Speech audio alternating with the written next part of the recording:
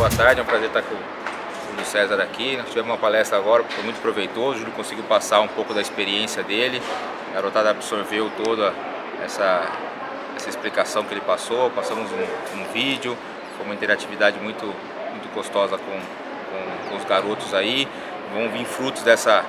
parceria aí. Nós estamos com o Júlio aqui para mostrar a reforma que foi feita no alojamento aqui da base nesse período de pandemia aqui, para a gente estar mostrando aí que uma promessa que o próprio presidente fez na live para o Júlio até, que estaria fazendo esse movimento aí.